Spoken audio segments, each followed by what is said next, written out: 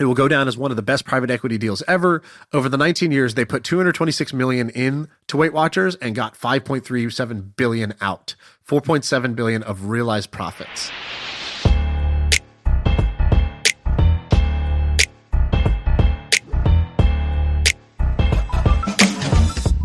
All right, what's up?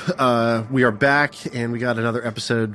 We got a guest here today. Mehtab is here. He's a friend of mine who most people, I think, probably haven't heard of unless you're in the DTC world or you're on Twitter or you know what's going on in that area. But I want to introduce you because you're somebody who has helped me a bunch with my DTC brand. You know a bunch of tips and tricks and hacks and shit like that. So I'm like, I basically have a little scoreboard in my head and everybody's attributes are there. And then yours, it was like business hacks was like filled up. And then the other thing was that I don't know if you listen to the show regularly, but you would send me little nuggets of like, oh, you should talk about this. You should talk about this. And so I kind of got confidence. I was like, oh, I think he's just got his back pocket full of interesting stories that are off the beaten path. And so I kind of like that. Do you listen to the show first? Let's start there. Yeah, all the time, almost religiously. So Sam, my go-to shower podcast. Oh, that's perfect. We are the number one rated shower podcast in the country, actually. Millions of men lather to us. So, Sam, I sent him a picture of the Vancouver show where like the stadium or like the theater was filled up. And he goes, wow, that's a lot of virgins. And That's hilarious. So true. That's a good part. My fiance listens to the show religiously too, and she wouldn't use ChatGPT when I told her about it maybe a month or two ago. And you guys mentioned it the other day, and she was sending me screenshots. So you guys caught her using that. Dude, the Dharmesh pod. I think you're referring to the Dharmesh pod. I've been using it all weekend after talking to him. I implemented a lot of the stuff that he was talking about. Man, he got me hyped up. Also, what a lot of people don't realize this is Dharmesh pods always get tons of views on YouTube. And finally, Sean texted Dharmesh in a group chat and was like, "Hey, Dharmesh, what are you doing?" And he goes, "Oh, nothing really." And I go, "Really?" And he goes, "Well, I'm just doing a few things." And he gave this very detailed list of internet marketing, not hacks, but he was like, "I'm just testing buying ads, $500 here just to test this." And then I'm responding to comments, just this small stuff that you wouldn't expect someone who runs a $20 billion company to be doing. And he's very tactical. We don't even do it it's our own podcast. We don't do any of this stuff. People are like, oh, the thumbnail, the title. People don't realize we don't see those. We don't approve those. We don't know about those. We're not involved in it. We don't do a lot of this stuff that we probably should, but can't be bothered to do all that stuff. But he did do it. They say the devil's in the details, and I ain't trying to hang out with him. Dude, he's the man. He was like, "Oh, I'm not doing anything." And then he had this really long list, actually. Mehtab, you said a phrase to me the other day. I called you, and you said a phrase that I stole, and I've just been saying all around town. I've just been saying it everywhere, even when it's not really appropriate, because I thought it was so funny. Sam, I was talking to him, and I was like, "Oh, you lived in you're living in Utah? Why Utah? Aren't you Canadian? You're Indian? What's going on here?" And he was like, he's like, "Oh yeah, my wife, something." And I go, I asked you something about your wife. And he goes, "Yeah, me." He goes, "Yeah, I look like I got beat with the ugly stick, but somehow I ended up with an awesome looking wife." And I thought it happens. It's common here. Beat with the ugly stick was so funny. I've been using that everywhere. I use it to refer to my business partner all the time. So you're good. Oh, you take him down with you? Oh, always. Yeah. He's my go-to. So. I don't know. I Googled him. He's pretty handsome. How old are you? I'm 29. Wow. You're interesting because he does stuff that you say words that most people don't say. So I pay attention to vocabulary. So for example, in the tech world, me and Sam used to live in San Francisco, and you couldn't go outside. You couldn't poke your ear out the window. You wouldn't hear the word EBITDA. Nobody says EBITDA in San Francisco. Nobody knows about it. Nobody talks about it. It's not a thing. But then when you get into the cash flow business kind of world, that's all you're going to hear. A bunch of different people talking about words that have to do with profits. You say a bunch of other words like dividend recap, distressed buyout. And he talks about all these things that I frankly don't know what they mean, what they do, how it works. But I know that you come from a little different world. So I'm excited because I want to talk about some ideas from your neck of the woods, your part of the business world that is less stuff I'm less familiar with personally, and so I think I'm gonna learn a little bit. Where do you want to start? What topic should we start on? You sent a doc with some things. I wanna look at some of these. Let's start with one that we had. Hold on, Sean. I need a little bit of background here. So you basically, I read your Medium post. So if I understand this correctly, the name of your holding company, you guys buy into or you buy entirely outright distressed or only okay performing D2C brands, and you make them great. Is that the summary? Yeah, that's the gist of it. And we're less of a holdco and more of an independent sponsor, if that makes sense. And that just means you do everything on a deal-by-deal basis. So the equity that you're working with might be very different on a deal-by-deal basis. That doesn't make sense. I don't understand. What do you mean when you say sponsor? So it just means that we're the ones making the investment. And say on one deal, Sean's a co-investor with us. And then on the next deal, only Sam's on the cap table with us. And you run it or you hire CEOs or what? It depends on the portfolio company. Right now, I am day-to-day with one of our portfolio companies. And how many Sola do you Flowers. have? Like 7, I think? No, there's 3 platform companies, and then there's another 8 to 10 kind of minority equity and debt positions that we have. And the whole thing is roughly of what size? So me and listeners understand. The core platform companies, which is what I would count as part of the revenue because we own the majority of those companies, is well into 8 figures. It's kind of that mid 8-figure range. And is the biggest one the flowers company? No, that one's slightly smaller than the succulent company, but the flower company is the one I'm most bullish on. That one's solowoodflowers.com. And that's just because there's a lot of room for margin expansion yet. So what's that called? That's the one you talk about the most. So let's give, you said 3 platform companies. So you said a succulent company, Sola Wood Flowers. So it's a wood or fake flower company, correct? Yep. Made in our motherland, Sean. Exactly. So made in India, people buy them for like weddings and things like that, right? Because flowers are super, super expensive at weddings. And so these look really good, but they don't cost as much as fresh flowers or whatever. Exactly. What's the third like majority owned company? That one's an apparel company. An apparel company. Okay. Yeah. And so you own these 3. Let's talk before we go into the details about each of these. I want to know the origin story because you've told me some interesting things. Like I think you met your co-founder on Reddit, like in a subreddit. Yeah. And so take us back. Go all the way to I see here something about getting sick at 17. Start there and then tell us the story of how you got to this spot now when you're 29 years old. Yeah. So the quick and dirty version is essentially diagnosed with spinal stenosis and degenerative disc disease when I was 17. So that meant obviously doing anything physical for work was kind of out of the picture. So I decided to learn more about e-commerce and entrepreneurship and just kind of stumbled. I started a Facebook page called Guitar Porn. And this is back when organic reach was awesome. You post something, people would actually see it. Facebook blessed us with so much free organic reach. It was the greatest time ever. Almost like TikTok is now, right? And then I transitioned. I started doing basically guitar runs, like semi-custom guitar runs with big brands. And we'd partner with a retailer, a dealer. This is before brands would work with you directly, right? And we would sell out these pre-order runs and basically take a cut. Eventually, we cut out the retailer and became the retailer ourselves. That got to kind of low 7 figures. That was nice because there was no CapEx. So we didn't have to have much cash, right? It's all pre-orders. After that, I started a men's hair product company, which is really ironic because I'm Sikh. So I don't cut my hair and I have a turban. And so did that with one of my best friends. That also scaled to kind of low 7 figures, along with a guitar pedal company that scaled to low 7 figures. And then after that, I decided, these are all fairly small, like TAM's really small for niche guitar pedals. So I decided to start investing, realized, hey, no one's going to come to me, just given nobody. You weren't even doing guitars. You were doing guitar pedals specifically. So the first company was a guitar retailer, like actual full-blown guitars. And then, the one that was really profitable was guitar pedals, just because the margin was insane. And I partnered with a guy who I'd met flipping guitars, like just trading guitars with. And he was a Grammy-nominated guitarist, right? He is. He plays in a band called Periphery for any metal nerds.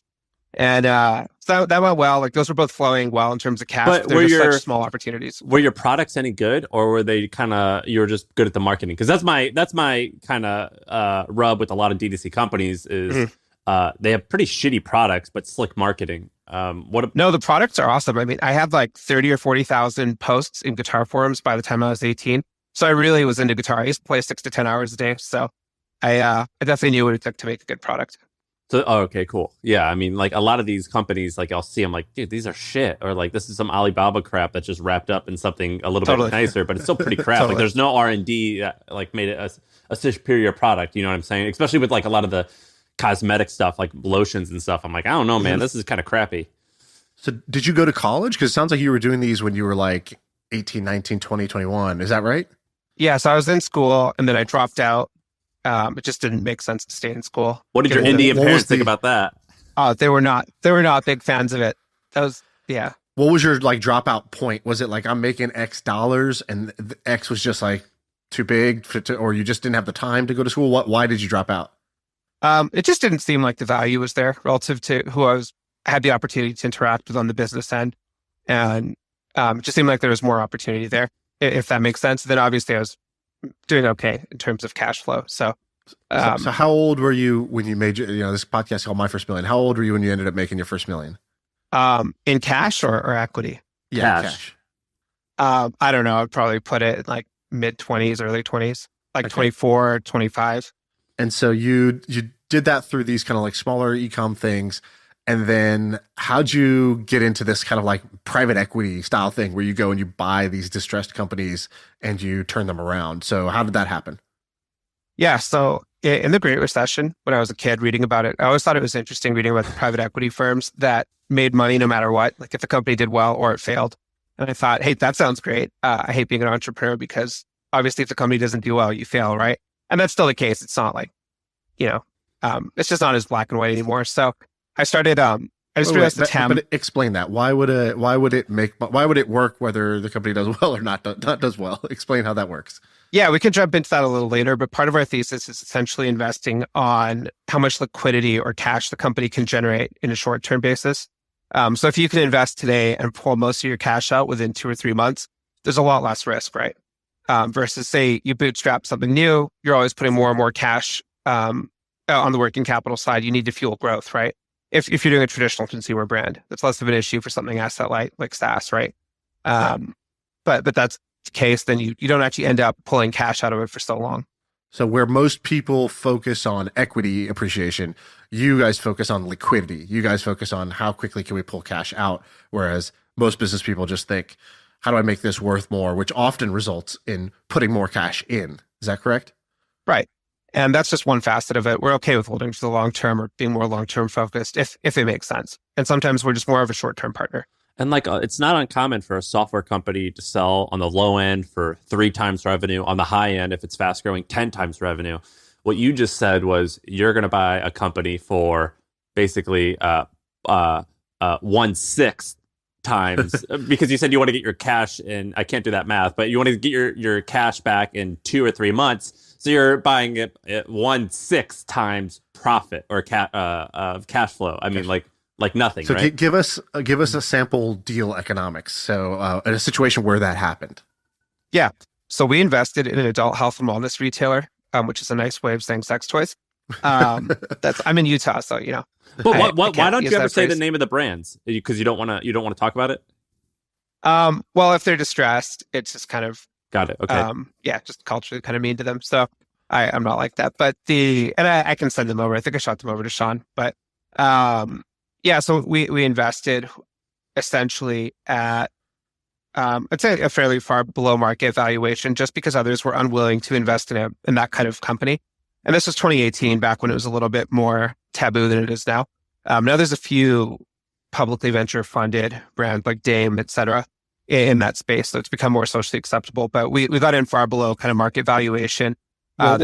Give us a sense. So revenue was about X, and then what was the distress? Why was it distressed? They had too much inventory. They had a debt problem. What was the problem? I would say it was more of a case of really bad margins. And there was a clear case to improve those margins. They're just originally a drop shipper. They're doing like $6 million a year. This is one of our first deals. So they're very small. They're only doing $6 million a year. And I'd say market for valuation, like the growth equity side, would have been like 10, 15 million. As far as valuation back then, we got in at like 1, and then the company paid us a royalty until we were paid back in full on that initial cash investment. And then there's a few other kind of structural things going in, but we got involved and we helped boot up their initial ops. Why would a company like that sell for $1 million? I think if I'm listening, that's my question, right? Like, wait, he said they're doing totally. 6 million, and normally that's like 10 million of value, but they bought it for $1. Well, and how you just it. Mr. Charming, or what? Why were you able to buy it for that price? So that one was a minority equity investment, and we got involved like really hands-on operationally. So my co-founder, he jumped in and he helped them boot up their physical operations and transition from a drop shipper to holding their own inventory and booting up ops here in Utah. He helped them launch that facility, make their first few hires, GMs, et cetera. And then I helped them raise debt to fuel growth. And that kind of took them from that 6 to 12-ish mark. Gotcha. Okay. And then we sold our equity just via secondaries to a VC firm that invested later, once that value had been created. Okay, gotcha. So continue on. So you've done some of these. Okay, so I want to go back to sort of how did you get this idea? So you read about this, you're like, all right, private equity has this trait where they can buy stuff at a certain price or on certain terms so that they get their money back quickly, whether they their equity portion is small, they have a lot of debt, and they get their money back quickly. You read about that, but still you've never done that. So how'd you decide to actually go do it? And how'd you figure out how to do it? Yeah, so I just started posting on Reddit to try and find initial deal flow. And then I met which subreddit? One guy, just the entrepreneurship one. So I met my co-founder, who I still work with now, Alex, through that subreddit. And then I met a lady who was one of the first few engineering hires at Uber Eats. And she actually ended up retiring like 8 months after we started working together when Uber IPO'd. And then the other one was someone with a very traditional background in private equity. And he's the one who kind of taught me a lot about private equity. And you're just, building a relationship through Reddit DMs? Or like, how are you, like, I don't meet anyone on Reddit. What is actually happening here? Sounds like you met some pretty high-quality people and actually trusted them enough to partner with them. Yeah, it's the same way you meet people through Twitter, I guess, right? Just posting, getting to know people. I'd say the community there is very low quality on Reddit versus Twitter and some other private forums like, EO, YPO, what Sam has going on, right? So there was a lot of filtering to be done, but we did source the deal through that. That's how the succulent company was found. Okay, gotcha. Okay, so Sam, what do you want to do from here? You want to talk a little bit about this like flower company thing, or you want to talk about other brands that he's got on this list? I want to talk. You have three. Well, shit. You have 5 categories or 3 categories. You have frameworks, you have interesting ideas and opportunities, and then you have under the radar companies. I would like to start at number 1, under the radar companies. Sure. I read that in reverse order. Number 1, under the radar companies. You have things that I've never heard of. And I'm pretty good at finding these unheard of things. Yeah, so let's start with a simple one. So tell us about Josh's Frogs. Yeah, and what are these types of companies? This is one of my favorite companies. There's all the characteristics of a company we'd love to invest in. And I've been trying to invest in it since 2018, but he always says no. So it's okay though, I still love him. So basically Josh's Frogs does exactly what it sounds like. I don't know if you call it farming, breeding. They breed their own frogs and they're exotics. And they also grow the bugs that they eat and they sell the food. But they do all of that in-house in Michigan and they ship it to customers. So if Sam wants a frog tomorrow, he could order one from Josh's Frogs. And they've scaled really cleanly, totally bootstrapped. Josh is awesome. I called him on a Sunday and the guy was catching frogs with his kids. I couldn't believe it. I think he's been doing this for 15, 20 years. And he still loves frogs. And frogs, basically. Sam, do you know the price of a frog? You know what frogs are going for? Dude, I'm looking at it. I'm looking at it now. I would have thought so you could buy a chicken at Tractor Supply for like $5, like a chick. Or frogs are way more expensive. This is a $60 and they're not delicious. Yeah, I mean, the frogs here range. The most expensive one is $400. It looks like the average one is like $60 to $100 for a frog. They're beautiful, but I don't. These are for pets. Like people want a pet frog, so they go buy this $60 black poisonous dart frog. All right, fair enough. Later on, you guys should watch the tour of his facilities. It's really cool. And so you like this business because what? So what I really like is the steep ops moat. So no one else, your typical e-commerce guy is not going to go out and boot up a frog operation, right? It's just too intense for them. They don't really like physical things. We have to show up. A lot of guys just use 3PLs. And it requires a lot of specialized knowledge. At the same time, you know that someone overseas is not going to undercut you, and it doesn't become a race to the bottom with commoditized products, because you can't really ship a live frog from China or directly overseas to the US. It's just not viable. Thank God. So with that, there's a very strong operating moat. And you're only really competing against other companies in the US, right?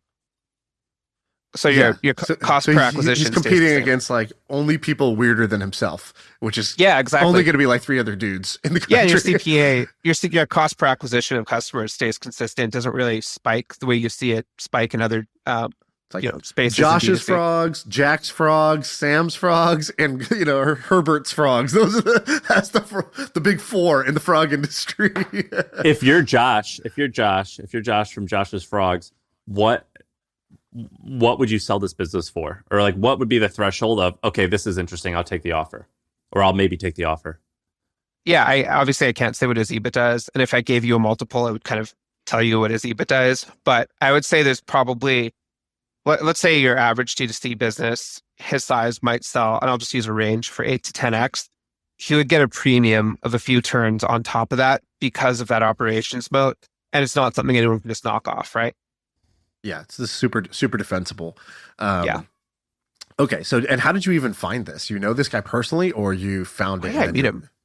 I met him through, I did a podcast on e-commerce fuel, and then he reached out and we just got along, and I always stay in touch with him. We like to nerd out. We have similar problems with our businesses, so it's fun to discuss them with him, like implementing lean, etc. So, by the way, I just Googled Josh's Frog revenue. So it looks like they're on the Inc. 5000, so you can find it there. But according to some articles, they're in the range of like $15 million a year in terms of frogs. I don't know if that's accurate, and I haven't actually researched it, but that's like just some top searches that are showing that. That's pretty wild. Yeah, I think they're bigger than that now. This wild. Guy's there's a picture of him on the About page, and he just looks so happy. This guy looks like he's in frog heaven right now. I'm so happy for this guy. Just this one picture, just like I hope to be as happy as this man right here. This is a good one. I like this, and I think what's cool when you invent in the sort of like tech world, right? All the discussion is always just about like the future dream, like the dream end state. It's like, what could this be if everything goes great? And what I've learned as I talk to guys like Andrew Wilkinson or the guys from Enduring Ventures or people who are who want to buy, solid, stable, cash flowing businesses that are profitable. That's not it's not the pie in the sky sort of thinking that you get in Silicon Valley. And instead, it's basically what could go wrong. So instead of what could go right, it's what could go wrong if I bought this company. Right. And that's why people love businesses like this that have this like, defensibility, this moat. So it's like, no one's going to compete with me, not internationally, because you literally can't ship the frog. Locally, the average e-commerce bro is not going to want to like take this on. So who am I competing against? I'm competing against basically nobody, which means my business is extremely defensible. And so it's just a different way of thinking that is less common when it comes to tech, which is just sort of like, how fast can you grow? Can this become huge? Can this become a unicorn? It's a different sort of like mindset altogether. What's another example of an under the radar business that's worth talking about? Talk about this fast growing trees one. I think that one's a great example. So similar operations, but where obviously they're kind of growing the trees. And again, no one wants to be a tree farmer, right? It's just not sexy. No one's going to go out and raise capital to become a tree farmer. Maybe, that sounds all right. That sounds kind of neat to me. Wait, so literally, what is it? They sell seeds or they sell the actual tree? What's going on?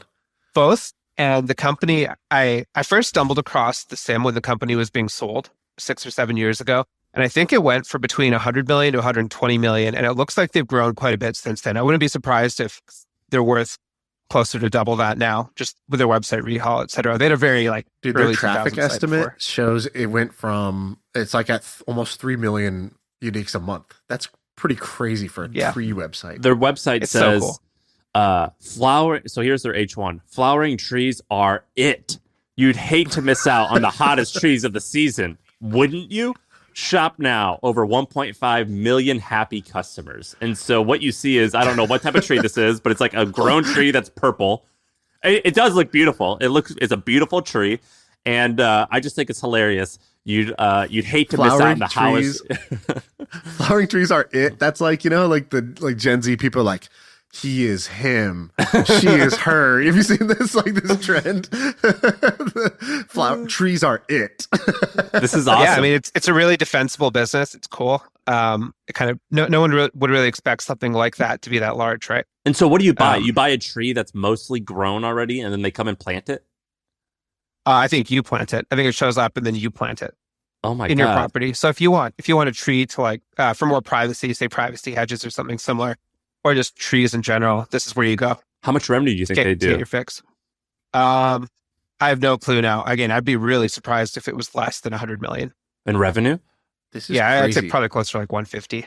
And what type of net margins would this be, or net income, or EBITDA? I'd be really surprised if it was below 20%, probably closer to 20, 25. This is crazy. And they probably aren't buying too many ads. They had a couple Google ads, but like, I bet you this is a type of company that they called their company Fast Growing Trees for a reason. I imagine that was a search thing. Yeah. It's an older company. It's been around for a while. Under a few different owners. I think a private equity firm owns it now.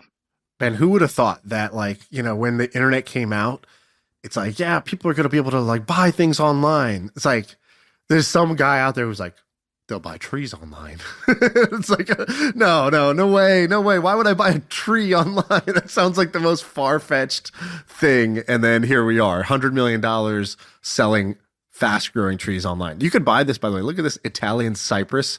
It's like this. That'd be perfect for the Airbnb, Sam.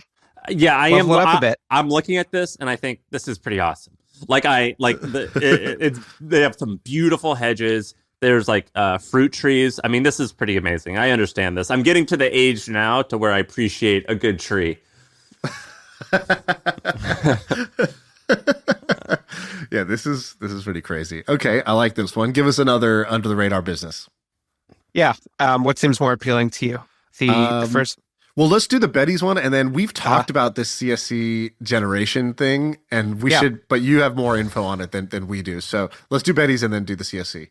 Yeah. So Betty's is a really interesting business. What I love about it is strong IP moat. So if you go to their website, you can tell explain what they do. What do they do? It's like a bed cover thing for kids. I actually don't know how to explain it very well, but it's so your kids can basically change the bedding really easily. But they have it's patented and they have proper IP moat. And when you go to their website, you can tell it's not very optimized, but they've been crushing it. Totally bootstrapped, great people, a very healthy EBITDA margin, and that IP moat. It's a duvet cover. It's a duvet cover that's easy to zip. Which I have a zip duvet cover as well. The duvet covers are a pain in the butt to do. It's meant for little boys, so that makes sense. So this they bootstrapped this to 40 million. That's pretty impressive. Yeah, I'm pretty sure it's right around there. Yeah, that's pretty good. And you can tell it's all PMF, like killer product market fit, killer product, killer IP moat, and they've done a really good job with that end of the business. What do you think are some of the I don't think this is like everything can perfectly do this, but I think that when you like look at like a software company, you think, all right, so what are the attributes of like a great software company that could scale? You think like, well, they have to have good net retention, meaning most people come back constantly. Ideally, you can it's an expensive enough product that you can afford to hire a sales team.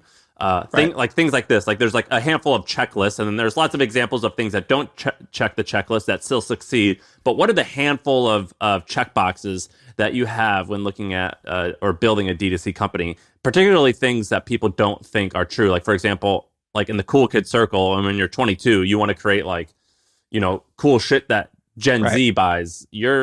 Nothing that you've mentioned fits in that category. Right.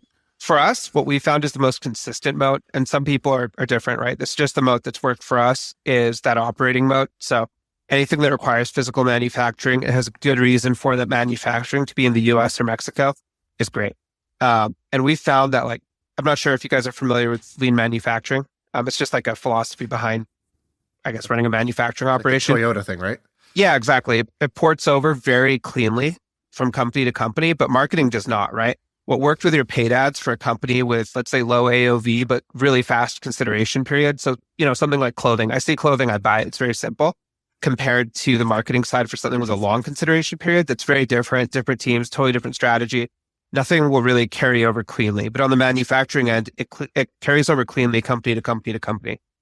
So for us, that's our favorite mode. So it's summarize, you want a low consideration period, and you want something that can be made in America because it has some type of manufacturing moat.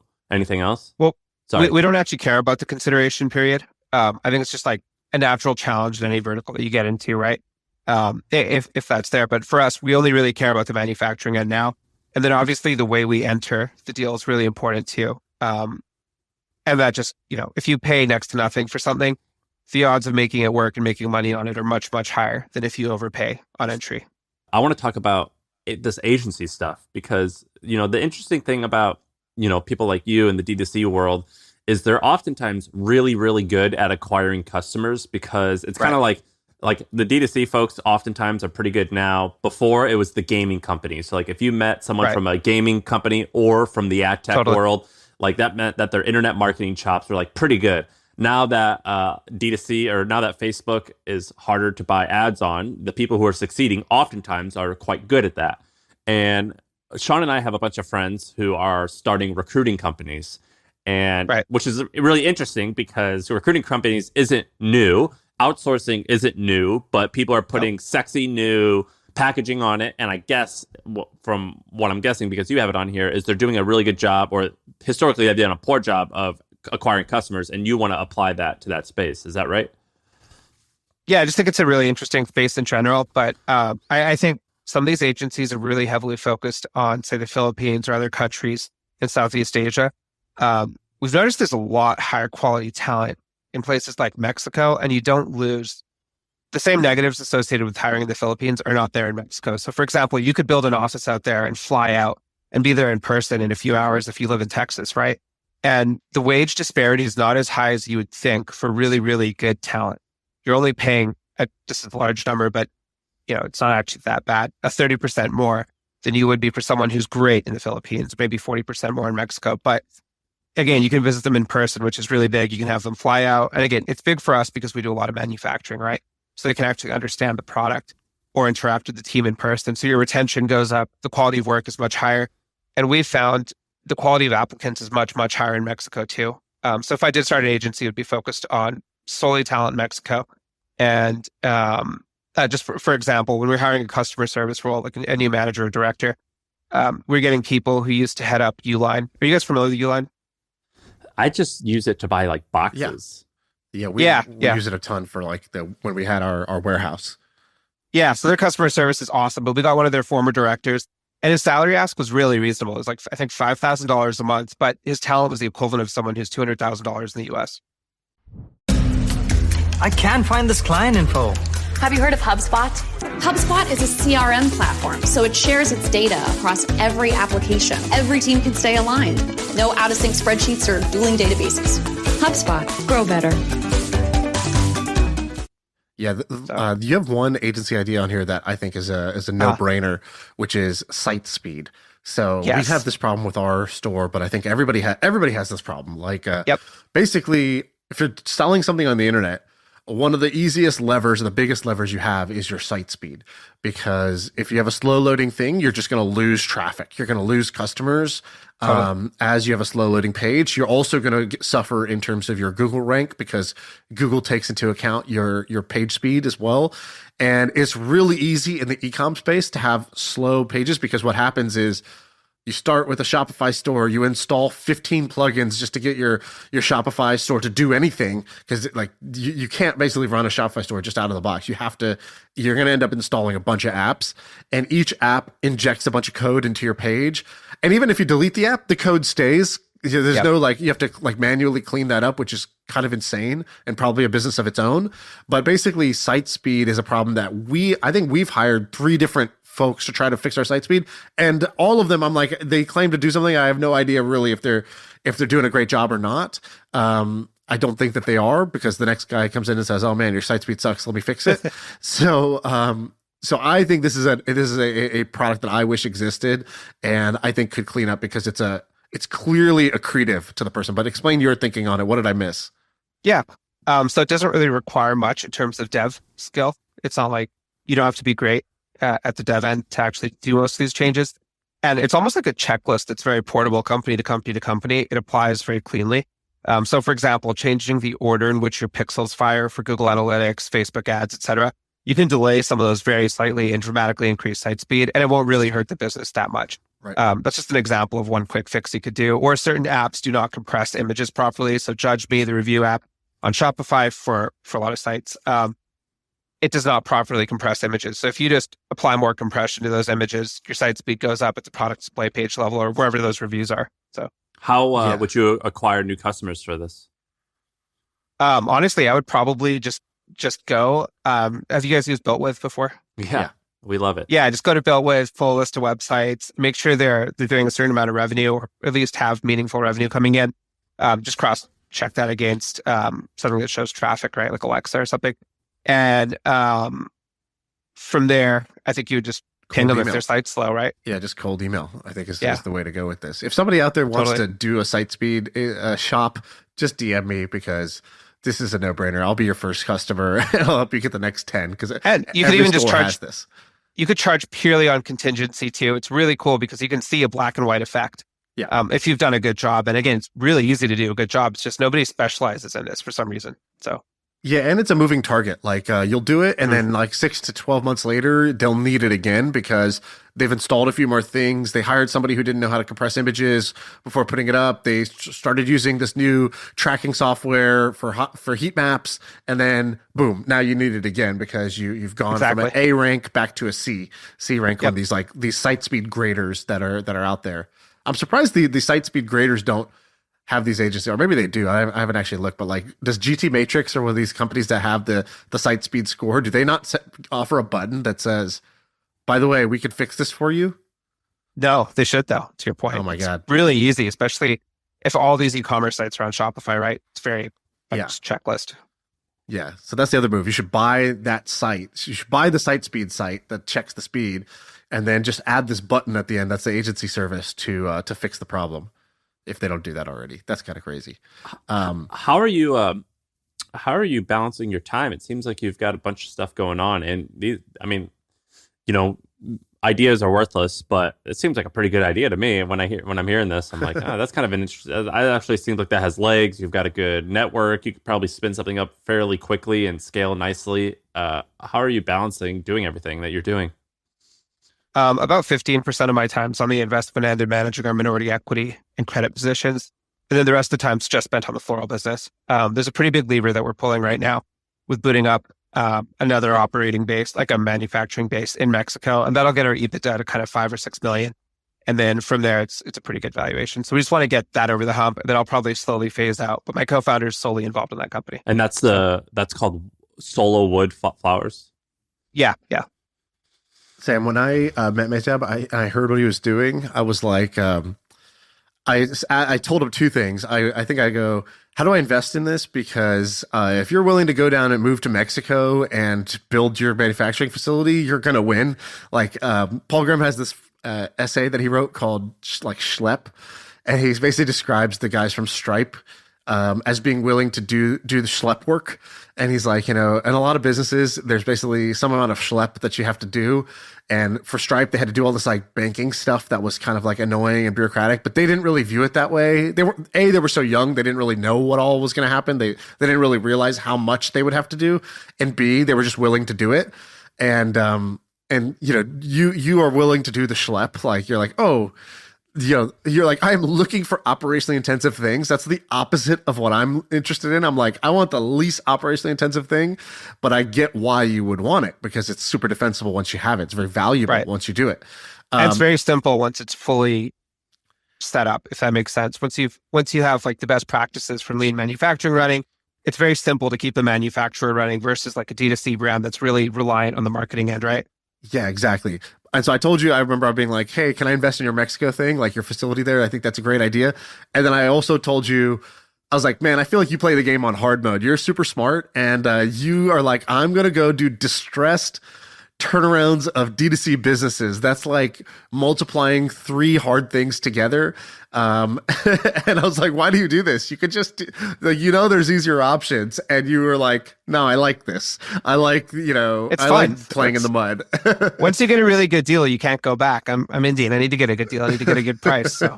Yeah, I think that's actually what it is. I think it's genetic that you're like, the best deal possible, a company that's burning to the ground. Exactly. You can get it for nothing. You're also, I'm trying to find it, but so your website's really good. But you have this blog post, or you have a bunch of blog posts on Medium. So Carta Ventures, Carta with a K. It should be on Substack now. I killed the Medium site. Oh, well, I found it on Medium, but yeah, it looks like it is also on Substack. But you're really good with language. So like your thing starts off with like, your first sentence is just good. This is a guide intended to give distressed e-commerce heavy business, distressed e-commerce heavy businesses with 10 to 15 million in revenue a high-level overview of turnaround management basics and resources to dive into. That's a great first sentence. You're telling me exactly what I'm getting. And then you do a really good job of explaining kind of your background with Alex, your co-founder. You say you started these things in your early 20s. You took passive roles or you sold them. And then you helped turn around ice.com, which is now called Ice Trends. You met on Reddit. And then you say, we welcome complex opportunities that others are unable or unwilling to tackle. As a result, we can invest in non-control opportunities. We can grow quickly. But you just basically say, oh, here's another good line. My team and I are responsive, discreet, and avoid pointless formalities. We understand how critical speed is both in turnaround and high growth environment. And we can tell you within 24 hours if we're a fit. And so you just do a really good job of being very crystal clear about what your offering is. And you are direct, but you're not rude. And it's just you have a really good voice. And you also cite a lot of the books that you read. So you talk about turnaround corporate artistry, and you have a quote from the book. And so anyway, your language is wonderful. Sean said he pays attention to vocabulary. So do I. You have really good words. And your rhythm is nice. What did you read to kind of come up with your perspective? And how did you become a good writer? You're quite good at explaining complex things. I think we all grew up during the era of hardcore. I don't know what it was, but for some reason, copywriting and being into copywriting was really popular from 2010 to 2013, maybe earlier. What did you learn for that, or where did you turn to for that? One of my friends was just really into it, so I got dragged into it too, and just reading random books. I think there was a compilation of 100 of the all-time best sales letters. That's back when people used to distribute swipe files and stuff like that. Right. So you just be in a random group, and someone would just distribute it, and you just rip through it. And that's kind of how I picked it up. It's good. You're very good. And what were some of the other books that you read to learn this topic? Because you learned this at a very young age. Yeah, I'd say Corporate Turnaround Artistry is one of the greatest books ever. But it's written by my mentor, Jeff Sands. And that guy is an absolute beast. He's turned around a handful of fairly large 9-figure industrials, manufacturing companies, everything from bakeries to, I think, large restaurant groups, et cetera. And that guy is in his 50s. I think. I hope he doesn't kill me if I got that wrong. And he just shows up. So he's done lumber mills, et cetera. He just shows up and turns the operation around within 6 to 12 months. Absolute machine. And his book gives you, it's probably the most value in a book that I've read in a really long time. It's just tip after tip after tip. And you can just take it and apply it. Even if your company is not distressed, it'll just juice profitability, if that makes sense. Really awesome. The guy's just a complete machine. I'm convinced you could drop him into anything and he'll just make it more profitable in 6 months. And that's because what? What is he world class at doing? What does he do when you drop him in? I'd say he's just very fast at making decisions. He doesn't hold back. In a lot of ways, running a turnaround is like running a startup. You don't really have the benefit of sitting around to make decisions, right? You're not going to hire McKinsey to run a full-blown study to see if you should do something. You're just going to go and do it, right? And maybe you have some light directional data, but you're not going to wait for a ton of data. You're not going to run some crazy Qualtrics survey, right? You're just going to go out and get it done. And that's what he's really good at. It's just taking action. He'll show up. For example, when he turned around that Canadian lumber mill, he's American. So he moved and, keep in mind, he has kids, et cetera, but he still just moved, showed up to a lumber mill in the middle of nowhere, Canada, and turned it around. He just got it done. No one else will really do that, right? And there's a premium for that. What part of this brings you joy? Why are you doing this other than that it makes you a lot of money? I'd just say it's really satisfying and it's fairly repeatable. So, and I think the speed at which you learn is really, really good, right? And it doesn't require a lot of equity to keep scaling, if that makes sense. So for example, you can probably buy a relatively distressed brand doing 100 million for maybe 10 to 15 million in equity. We're friends with Moise and Suli Ali. So Moise started Native Deodorant. And I was like, Moise, we're in San Francisco. Why are you selling deodorant? Why not like do software and be normal and make more money? And he goes, I'm a merchant, man. I'm a retailer. Like, this is just, it's in my DNA. Like, I make products and I figure out how to make merchant. That's what he said. I've been working on these t-shirt. I've been working with the t-shirt designer to do things. And now I'm just on the lookout for these quotables. I'm a merchant. That's what he said. He goes, I'm a merchant. What's that say? It says Carter Kong.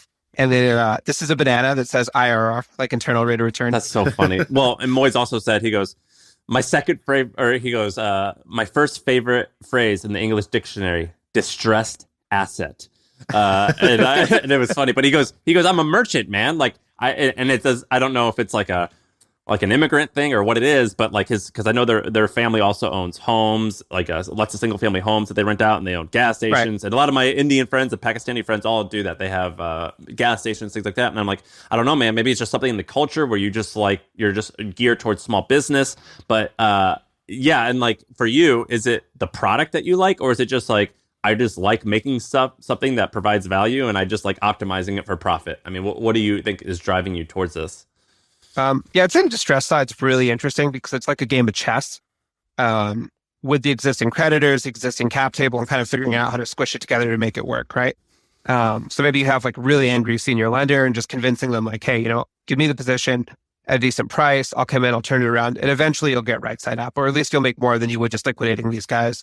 And then convincing the guys that you're getting the company from, because they're often really upset, right? Like say company's doing 20 or 30 million. It's still run by the original founders in most cases, and they'll be really emotional about it, rightfully so, right?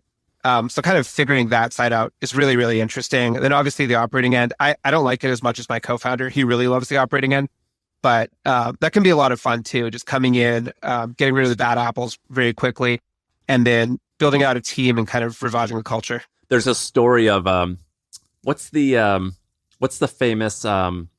famous hedge fund guy who's probably in his 90s now, but you guys will know him. Carl Icahn? Yeah, Carl Icahn. He tells this story on YouTube, and he's like, I bought this company, and it was not doing great, but I thought it could do great. And so we owned like 12 floors in this one particular building, and I just went in 1 hour from floor to floor to floor, and I laid off the entire floor. And he tells this story laughing. He was like, it was the greatest thing ever. And the audience was like, why? You're ruining jobs. And he's like, but I'm making it better. Like we're gonna have a better outcome. And like I go both ways with that. I'm like, well, you're kind of just like these hedge fund guys. I'm like, you're just like an Excel monkey, and you're just like squeezing every juice you can. You're not providing a lot of value. But I do understand the satisfaction of just like getting something that's not fulfilling potential and achieving potential. You know what story? Exactly. You know what story I'm talking about? Where you like, yeah, I know the exact one. What's I've he say? watched the same video. Did I get it wrong? No, you nailed it. You nailed it. Yeah, he goes through floor by floor, and he does exactly what you said. And he's like glowing with like, he's like pride. I'm like, Carl, you're just like ruining these people's Carl, lives. you're blushing. Yeah, layoffs just get him hot and bothered. Yeah, he's like, I'm getting a semi, just laying these people off. But yeah, I guess you're kind of in that position. A little bit. I guess it really depends on the company, right? In a lot of cases, you have a few really good apples, people left who are really passionate about the company. They want to see it succeed, and they're the last people left. And then you have all these people who are more or less just leeching off of like the corpse, right? What do you think about how Elon's done this with Twitter? I think it's great. I think a lot of those people are really self-entitled, and they have no perspective on anything. In a lot of ways, they're kind of like the modern version of those companies in the 1980s that were really fat and just overpaying executives, et cetera. I don't really feel bad for someone who's making up 100 grand losing their job, right? It's more so people working blue collar jobs where they're making 40, 60 grand and they're working their ass off. I definitely don't feel bad for any software engineer making 300 grand who's upset they have to work 10 hours instead of 6. I don't disagree with you. I just wish you'd be less of an asshole when he was doing it. Yeah, exactly. Yeah. That was kind of pointless. Like, I think he made fun of someone who's disabled or something that's obviously horrible. That's inappropriate. And you mentioned something about being in America and how, like, you like things that are in America. When does it ever give you, like, do you have any sense of pride around like creating American jobs? Because I know on your website you said we've created or saved 200 different jobs in America, let alone overseas. Are you into like that whole made in America thing for like the sense of pride thing, or is it strictly like this just if it makes sense, it makes dollars. Yeah, I think it's a mix of both. I think it really does make sense. And I'm Canadian, but I'm obviously grateful for the opportunity that exists in the US. Americans just much more gung-ho about entrepreneurship. They're more willing to write a check and just get involved than Canadians are. If you go to Vancouver, where I'm from, it's a lot of older real estate families. They're not really willing to write a check and get into something the way Americans are. They love taking risk. And I really appreciate that about the US. Yeah, man. There's a thing I've noticed recently about what I call like the North Star formula for a business. And so I like when you can boil down a plan into like a very simple equation. So let me give you an example. Like Sam with Hampton, I think I texted you this, but I just said 10,000 times 10,000. So you just need 10,000 CEOs who are going to pay you $10,000 a year, and you have $100 million business. 10,000 times 10,000. So it's like, can I provide enough value where somebody's willing to pay 10 grand a year? And then can I get 10,000 people to sign up for that value? Your whole business comes down to that one equation, 10,000 times 10,000. When I met, when we were hanging out with Andrew Wilkinson, I was like, how much equity did you put into Tiny originally? And I think it was something like, don't quote me on this, but I think it was something like $6 million. He's basically turned $6 million into like $600 million, just as round numbers. And 6 million into 600 million. Like, if you want to be the next Tiny, you can just take that thing. I'm turning 6 into 600. Okay, how are we going to do that? Let's work backwards from that simple formula. Well, I think I would need to compound at 45% annually. Okay, how am I going to do that? Well, I need to buy businesses on these terms at these prices, right? So a formula can be very instructive. We have some friends that just raised $18 million, and we're also like, what are you going to do with that $18 million? And they go, we're just trying to figure out how we can turn, we're like, the goal is take this 18 million of equity and turn it into 10 million a year of free cash flow.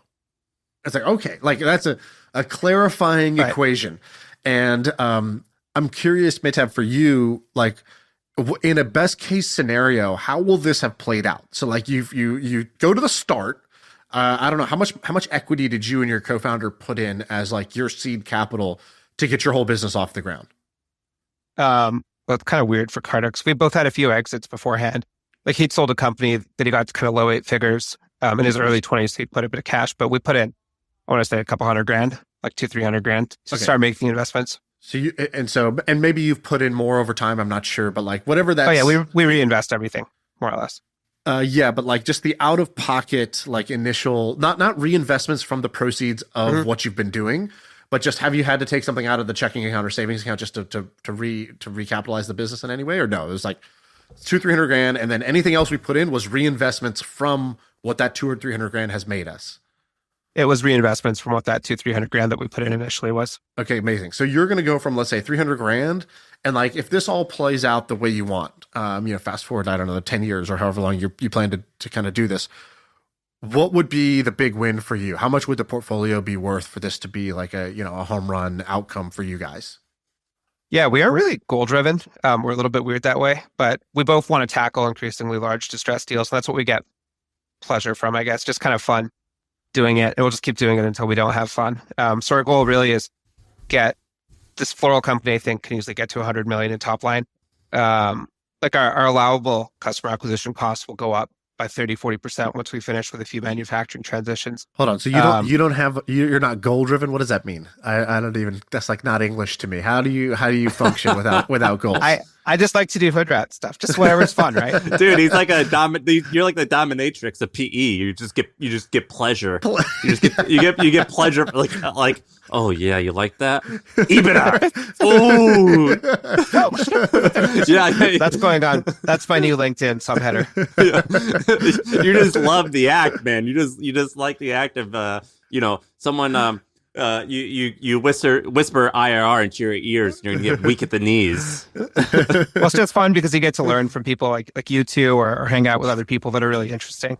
And that's really exciting too, right? Like but don't you have a lot of people who get in business, they have like, one day I want to make all this money so I can buy 1,000 acres, or I want to create a school that does this, or I want to be able to make sure that everyone in my family never has to pay for medical bills. A dream instead of a goal.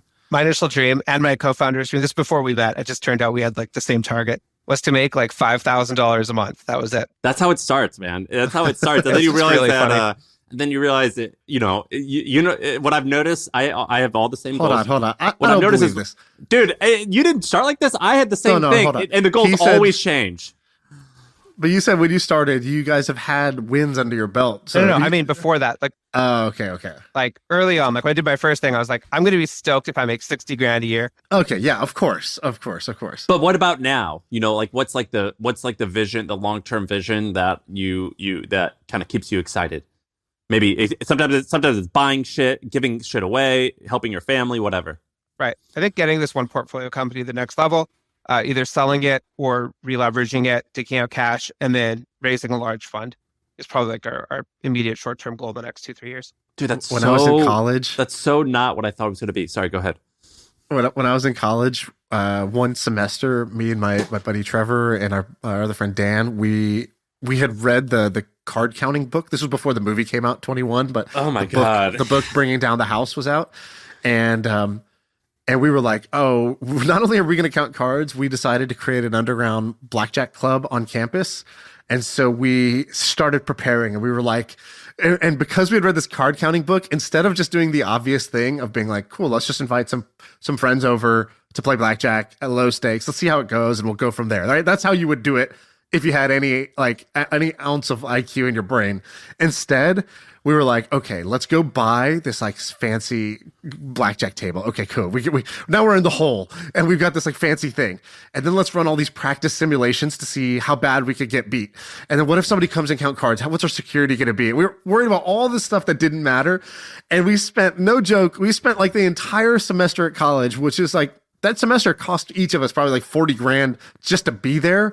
And instead of focusing on the $40,000 that we put into being there, we were doing this thing. And I remember one night we were calculating, we were like, oh my God, if we do this, we could make $3,000. And then we all started giggling like, ooh, like, can you imagine that? Like, we were like, dude, what if we made 3,000? And we just that's 1,000 each. And we were so pumped about this. And it was like, it just took over our mind like a mind virus for 3 or 4 months. It made no sense. But it was like, it was the humble beginnings of scheming. It was like it was the first of many schemes to come with this same group of people. We ended up starting a company together and did many more things together. But like that first taste of the scheme and how hilariously bad your plan and your goals are, like now when I look back with a lot of fondness on that. Totally. Yeah, it makes sense. It always starts small. And then you bought the safe to keep the cash before you even had the cash, and the cash never even came. And we never even ran the club because we were too worried about getting kicked out of school because we found out how illegal it was. Well, basically we had one simulation where I was we were big into these simulations, and I walked in and I played, I lost $100, and then I go, give me all the money or I'm going to tell people about this club. And then I was like, oh yeah, what are we going to do if somebody does that? Like at any point in time, somebody could just literally take all the money because there's no recourse. What are we going to do? Call the cops and tell them that somebody stole from our illegal gambling club? And we were like, oh, this won't work. Before I sold my first company, I was using some type of like mint.com style service. And there was like a thing where you could you connect all your accounts and it shows you your net worth and whatever. And they had this option where you could manually add something. So I manually added this really big number, and I would log into this every day, like 6 months in advance. And I'm like, sick, this is awesome. And I remember like when the money then actually came in, I was like, damn, I kind of like felt most of that joy in that 6 months leading up. Just like, I kind of tricked myself into already believing this was real. The simulation kind of gave me like a lot of the joy. It's pretty cool how you can kind of like trick yourself into believing these things are true, and you get a significant amount of satisfaction from that fake thing compared to the real thing. Yeah, you because what people want is the feeling. You don't want the thing. If you ever say, "Oh, I really want X to happen," why do you want X? If you just keep asking, why do you want that? The obvious answer, why you want anything, a relationship, money, whatever it is, to have a six-pack, whatever. It's some feeling. It's a sense of accomplishment. It's a feeling of relief, of less anxiety, less stress, whatever it is. And then you realize, oh, it's not the thing I want, it's the feeling. And then you might be able to get the feeling through literally like faking it. You might be able to get the feeling through something much simpler. That's not going to take you, 7 years and a bunch of heartache to get there. And also, if you've never had that feeling before, even when that thing happens, it'll be your first time having that feeling and you'll suck at it, which is why a bunch of people feel after they get success, they get like kind of let down because the feeling wasn't as great as they wanted it to be. The anticipation was better than the result. And the reason isn't because the feeling is actually a letdown. It's because it's the first time they've let themselves try that feeling and the muscle's just very, very weak. And so, big life tip is to realize like what you want is the feeling and then start practice having that on a daily basis through like much smaller things. Yeah, it works. Mehtab, I'm looking at you on Twitter. You have 5,000 followers. I think that being popular on social media doesn't really matter in most all of business. In fact, sometimes it's like negatively correlated to how popular you are. But in your case, at least I know with Andrew, like when he's buying a lot of companies, having some, it's basically being on Twitter is a billboard for him. So when he reaches out to someone, they're like, oh, I think I've heard of you. Fine, let's have a conversation. For how good it seems like you're doing and how smart you are, your social presence is significantly smaller. Is there a reason for that? No, I just don't really like it. I just like to post content about stuff that I actually care about. And I'm fairly open. And then I guess too, on the distress side, when you're buying a business, they're more of a forced seller, right? And when you're talking to a lot of these senior lenders who you're working with, it's a lot of guys that are in their 50s or 60s and they're very conservative, traditional, like banker types, right? They don't really care about social media or anything like that. So I'm sure it does help with deal flow on the growth equity side or buying healthy businesses, but I've just never really been into it. Yeah, I mean, you do tweet interesting stuff. It looks like, what's a Daniel Roth watch? It looks like a pretty fancy watch that you just I'm just bought. a nerd about like neo vintage and vintage watches, and then as well as some newer brands, but mostly smaller ones. It's just a lot of it's like angel investing.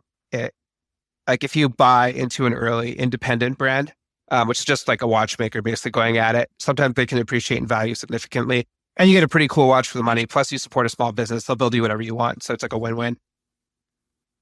Yeah, your social media is actually pretty cool. I'm gonna follow you, but you have some interesting stuff. But like compared to some of the stuff you're doing, I know a whole lot of people in the DTC space that are significantly bigger than you and are much more of a little pipsqueak and don't ever walk the walk like you are. You know what I'm saying? Yeah, I know what you mean. Leave us with this example of this Weight Watchers thing. So explain what happened with Weight Watchers, then we'll wrap it up. Super high level Weight Watchers was not doing so well, and this guy, this tiny firm, not super small, but relatively small, he convinced Oprah to join them, and they absolutely crush it. That's the very high level overview of what he did. And so this guy, what were the numbers? So what did they buy it I'd for have to roughly? go pull it up. And then what I'd have to pull it up. Okay. So how did this guy know Oprah, by the way? That sounds like, it's simple. He got Oprah on board. Doesn't sound that easy. Yeah, 2015 Oprah was a big deal. That's peak Oprah. That's like 2012 Obama. Yeah, that's peak Oprah. So in 2015, he did a deal with Winfrey to acquire a 10% stake in Weight Watchers. Since then, the company's stock has soared by almost 600%. They sold $1 billion of Weight Watcher stock, and Oprah gained at least 400 million so far. Okay, that's pretty impressive. It will go down as one of the best private equity deals ever. Over the 19 years, they put 226 million in to Weight Watchers and got 5.37 billion out. 4.7 billion of realized profits. Yeah, it's pretty good. That's pretty good. Not including the stock that they still especially hold. at that scale. But they only bought 10% of it? I thought they bought more. I think they kept buying more over time. I thought they kept deploying more and more cash into it. Dude, we have to do a pod on Oprah. Like I love her. I grew up watching her, and like I she's 70 now. I just looked her up, or she's 68 or something. I forget like how big of a baller she is. I'm like just Googling. It's like Oprah buys another 1,000 acres in Hawaii. She came from nothing, like, and she bootstrapped. Like she basically, got her net worth to be something absolutely insane. Yeah. What's her story? So what do we know about the beginning of her story? Born in a really poor town, abused growing up, etc., and then absolutely crushes it. And she should run for president. I would totally. I think she was born in like an abusive family, And like I think there was even like she got some, like pregnant at 14 or something. Yeah, right? and I think that there was some like sexual assault or some horrible. Tragic stuff. And then at age 24, I think she becomes like a weather woman or like a whatever they call it, where you're a news person, but you're not actually in the office. You're like out on the streets. Yeah. She did that, and then eventually, when she's like 32 or 33, she gets a talk show. But it's not like a hit right off the bat, but it slowly starts picking up. And then eventually she like makes some like groundbreaking deal. She did like one of these groundbreaking deals, sort of like Michael Jordan did with Nike, what Lucasfilms did with Star Wars, where it's like, we'll just take a percentage of the upside. And then that like turned out to be like one of the most, one of the best deals of all time. And it's worked out. And, she did this all back when people were very, very racist. It's not like now. Yeah, she's from I think it was out of Nashville, Tennessee, that she's doing this. So in the South, and she kind of killed it. We need a How to Take Over the World episode on Oprah. What's going on? Where is our definitive Oprah episode? Why have you not done this already? It's a real question for you, Ben. Put it on the list, Shaan. Put on the list. Put it at the top of the list. Let's do this after this episode is done. You got it. I'm buying my Oprah. I'm on Amazon.com buying Oprah biography. Is there an Oprah biography? I would totally buy that. Of course there is. There has to be. I mean, she's the best. I'm a big fan of her. And she like did this all out of Chicago. So I think she still owns like the penthouse in the Sears Tower, which is like, one of the largest buildings in the world. But no, she's the best. I always forget about this. So like I'm in Austin and there's all these nerds talking about crystals. You go to a therapist and they like recommend a crystal. Like there's like pretty woo-woo shit out here. She was pretty woo-woo, but for some reason, she made it very, very likable. Like, you guys remember that book, The Secret, where it's just like, if you think about it enough and like put it in place in your brain, the universe will grant you this. Yeah. She was talking about that stuff before any of that stuff was even popular. And for some reason, when she does it, it's very tasteful. Other times, my friends do it. It looks like, they're one of those women wearing like a Coachella brown hat, and it's not cool at all. I'm talking about those wide brim hats. When I ever see one of those with turquoise jewelry, I run away. I'm out. Good choice. If you're wearing cowboy boots, turquoise if jewelry, I see turquoise, I'm out. Yeah, no wide brim hats for me. I'm out. If you wear one of those things, I'm not part of this. But for some reason, when she does it, I'm in. Well, that's what I want to know. Like, I think that the story I've heard is like grew up in these terrible conditions, overcame and became super successful. But I literally want to know, like, what was the successful part? Like, meaning how did she get her break? And then like, what was she doing? Was it literally just better content? Like, was she just that damn good and dynamic as a talk show host? Was it like the Microsoft IBM deal where they like, how did Microsoft take over the world? It's like, well, they cut this really great deal for the operating system where they could be, with multiple providers at once. And they used IBM to bootstrap, and that's how they got bigger. Like, it's like, was there like a growth hack? Was there a smart, deal that she struck? Was it the timing? Cause like, those show, cable started spreading into every home in the country, and like, she was one of the top 3 shows, and just like she got to surf the cable wave or whatever. Like, I want to know what actually led her to the mega fame. What were the actual those things? Which is not like a simple answer, but that's what I'm actually curious about, because you could like in the topics that I know about, those stories are always the most interesting. And I feel like when I go into other topics, like I was like, oh, Mehtab, like what happened? He was like, oh, started off bad, now the best. It's like, yeah, but Act 2, the middle part, that's the part. Anybody who actually wants to make shit happen in their life, you want to focus on Act 2. Like Hollywood focuses on Act 1 and 3, right? Like the bad origin and then the happy ending. But it's the montage, the training montage when like you go from like scrawny to strong. The training montage that they speed up through is the part where all the interesting shit happens. I already told Eugenio, I go, Billy of the Week on Wednesday, Oprah. I'm on it. Yeah. There's this really cool book called Messy Middle. Have you guys read Messy Middle? It's by Scott Belsky. Yeah.